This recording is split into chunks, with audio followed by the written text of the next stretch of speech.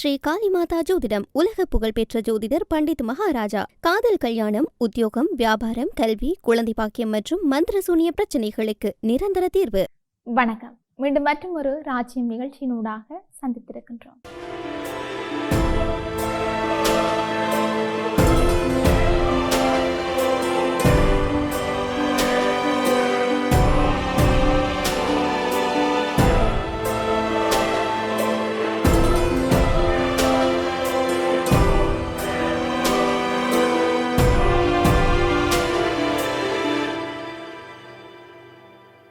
முன்னாள் கியூபா தலைவர் Raul Castro மீது கொலை குற்றச்சாட்டுகளை வாஷிங்டன் சுமத்தியதை அடுத்து தனது நட்பு நாடான கியூபாவிற்கு எதிராக கட்டாயப்படுத்தல் மற்றும் அச்சுறுத்தல்களை பயன்படுத்துவதை நிறுத்த வேண்டும் என்று சீனா அமெரிக்காவை கேட்டுக்கொண்டுள்ளது. 1996ஆம் ஆண்டு 2 விமானங்கள் சுட்டு வீழ்த்தப்பட்ட சம்பவம் தொடர்பாக அமெரிக்க குடிமக்களை கொல்ல சதி செய்ததாக 94 வயதான முன்னாள் ஜனாதிபதி மீது ஒரு அமெரிக்க நீதிமன்றம் குற்றம் சாட்டியிருந்தது. இந்த சம்பவத்தில் 4 பேர் கொல்லப்பட்டார்கள். மேலும் இது வாஷிங்டனுக்கும் கரீபியன் தீவிற்கும் இடையே ராஜதந்திர பதட்டங்களை தூண்டியிருந்தது. அமெரிக்க ஜனாதிபதி டொனால்ட் ட்ரம்ப் கியூபா மீது மீண்டும் மீண்டும் அழுத்தம் கொடுக்க முயன்று வருகின்றார். மேலும் அதன் கம்யூனிச ஆட்சியை கவிழ்ப்பது குறித்தும் வெளிப்படையாக பேசியும் இருக்கின்றார். வியாழக்கிழமை சீன வெளியுறவு அமைச்சகத்தின் செய்தி தொடர்பாளர் குவோ ஜியாஹுன் அமெரிக்கா ஒவ்வொரு சந்தர்ப்பத்திலும் பலத்தை பயன்படுத்துவதாக அச்சுறுத்துவதை நிறுத்த வேண்டும் என்று பெய்ஜிங் கியூபாவை உறுதியாக ஆதரிக்கின்றது என்றும் கூறியிருக்கின்றார். கியூபாவின் ஜனாதிபதி மிகுவல் தியாஸ் கானல் இந்த குற்றச்சாட்டுகளை எந்தவொரு சட்ட அடிப்படையற்ற ஒரு அரசியல் சூழ்ச்சி என்று விவரித்திருக்கின்றார். கியூபாவின் நீண்டகால ஆதரவாளரான சீனாவின் வெளியுறவு அமைச்சர் எந்த ஒரு சாக்குப்போக்கிலும் கியூபா மீது அழுத்தம் கொடுக்க வெளிசக்திகள் மேற்கொள்ளும் எந்த ஒரு முயற்சியையும் பெய்ஜிங் எதிர்ப்பதாக கூறினார். அமெரிக்கா கியூபாவுக்கு எதிராக தடைகளையும் நீதித்துறை அமைப்புகளையும் நிர்பந்த கருவிகளாக பயன்படுத்துவதை நிறுத்த வேண்டும் என்றும் தெரிவிக்கப்பட்டிருக்கின்றது. மேலும் ஒவ்வொரு சந்தர்ப்பத்திலும் படைபல அச்சுறுத்தல்களை விடுப்பதை தவிர்க்க வேண்டும். கியூபா தனது தேசிய இறையாண்மை மற்றும் கண்ணியத்தை பாதுகாப்பதில் சீனா உறுதியாக ஆதரவளிக்கின்றது. மேலும் வெளி தலையீட்டை எதிர்க்கின்றது. வெள்ளை மாளிகை கியூபா மீதான அழுத்தத்தை தொடர்ந்து அதிகரித்து வரும் வேளையில் இது நிகழ்ந்திருக்கின்றது. அமெரிக்கா அந்த நாட்டின் மீது புதிய தடைகளை விதித்துள்ளதுடன் கியூபாவிற்கான எண்ணெய் விநியோகத்திற்கும் முற்றுகையிட்டும் இருக்கின்றது. இந்த நடவடிக்கையால் மின்வெட்டும் உணவு பற்றாக்குறையும் ஏற்பட்டிருக்கின்றமையும் குறிப்பிடத்தக்கது. இந்த மாத தொடக்கத்தில் கியூபாவின் எரிசக்தி பாதுகாப்பு நிதி மற்றும் பாதுகாப்பு துறைகளின் அதிகாரிகள் மீதும் அத்துடன் மனித உரிமை மீறல்களில் ஈடுபட்டதாகவோ அல்லது பொது சொத்துக்களை திருடியதாகவோ அமெரிக்கா குற்றம் சாட்டும் நபர்கள் மீதும் தடை விதிக்கும் நிர்வாக உத்தரவில் ட்ரம்ப் கையெழுத்திட்டிருந்தமையும் குறிப்பிடத்தக்கது. தொடர்ச்சியாக அமெரிக்காவுடன் அமைதி உடன்படிக்கை ஒன்றை எட்டுவதற்கு ஈரானிடம் இருக்கின்ற செறிவூட்டப்பட்ட யுரேனியமே அனைத்திற்கும் முக்கிய திறவுகோலாகும் என்று தெரிவிக்கப்பட்டிருக்கின்றது. அமெரிக்க வெளியுறவுத்துறையின் ஈரான் விவகாரங்களுக்கான முன்னாள் தற்காலிக இயக்குனர் ஜோர்ஜ் ஹிட் இதனை தெரிவித்தும் இருக்கின்றார். ஈரானிடம் தற்போது 60 விழுக்காடு வரை செறிவூட்டப்பட்ட 441 கிலோகிராம் யுரேனியம் இருக்கின்றது. இது குறித்து கருத்து தெரிவித்த அவர், இந்த அளவிலான செறிவூட்டப்பட்ட யுரேனியத்தை சாதாரண சிவில் பயன்பாடுகளுக்கு பயன்படுத்த முடியாது.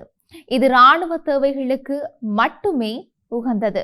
எனவே இறுதியில் ரஷ்யாவும் சீனாவும் கூட இந்த யுரேனியம் அங்கிருந்து அகற்றப்பட்டு பாதுகாப்பான நிலைக்கு கொண்டு வரப்பட வேண்டும் என்பதை ஒப்புக்கொள்ளும்.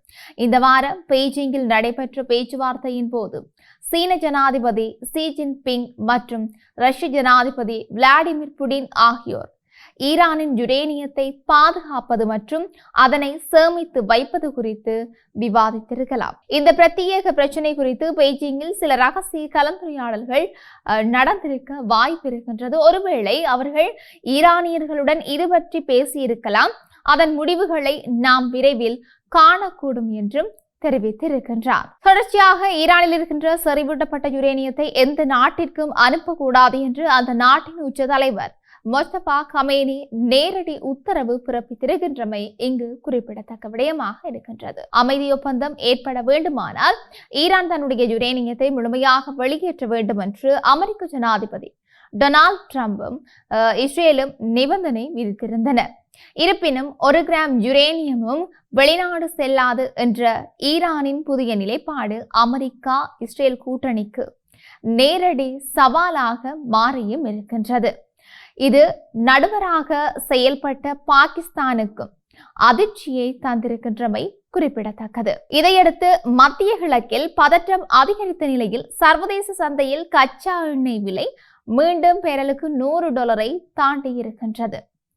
இது உலக பொருளாதாரத்தில் தாக்கத்தை ஏற்படுத்தலாம் என்று நிபுணர்கள் எச்சரித்தும் இருக்கின்றார்கள். இந்த நிலையில் பாகிஸ்தான் நடத்திய பேச்சுவார்த்தைகளுக்கு பின் அமெரிக்காவின் திட்டத்தை ஆய்வு செய்து வருவதாக ஈரான் வெளியுறவு செய்தி தொடர்பாளர் இஸ்மாயில் பகாய் தெரிவித்திருக்கின்றார். அதே வேளையில் முஸ்தபா கமேனியின் இந்த உத்தரவும் வெளியாகியிருக்கின்றமை இங்கு குறிப்பிடத்தக்க ஒரு விடயமாகவே இருக்கின்றது. இவை இப்படி இருக்க, உக்ரைன் போரில் ஈடுபடுத்துவதற்காக ரஷ்ய ராணுவ வீரர்களுக்கு சீனா ரகசியமாக பயிற்சி அளித்தது என்ற சர்வதேச செய்தி நிறுவனம் ஒன்று அறிக்கையை ரஷ்ய ஜனாதிபதி மாளிகையான கிரெம்ளின் முற்றிலுமாக நிராகரித்திருக்கிறது.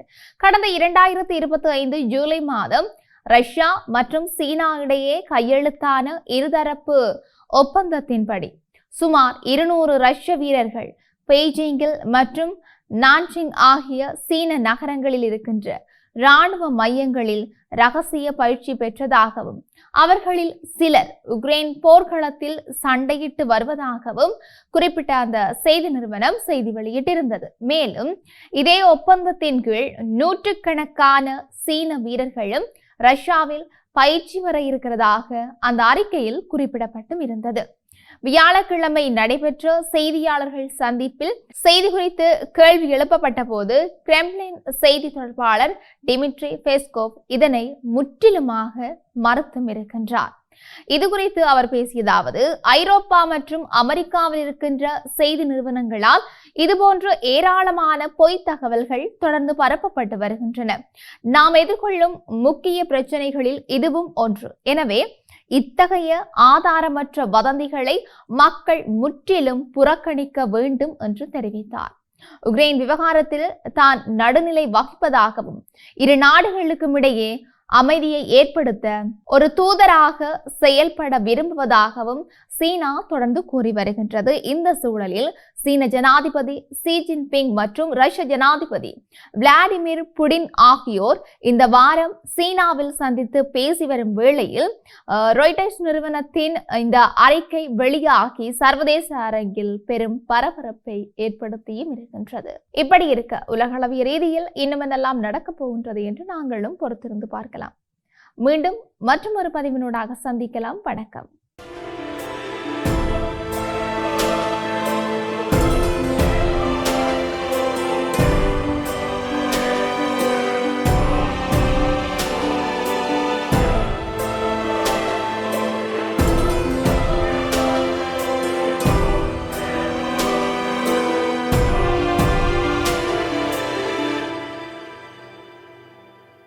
ஸ்ரீ காளிமாதா ஜோதிடம் உலக புகழ்பெற்ற ஜோதிடர் பண்டித் மகாராஜா. காதல், கல்யாணம், உத்தியோகம், வியாபாரம், கல்வி, குழந்தை பாக்கியம் மற்றும் மந்திர சூனிய பிரச்சனைகளுக்கு நிரந்தர தீர்வு.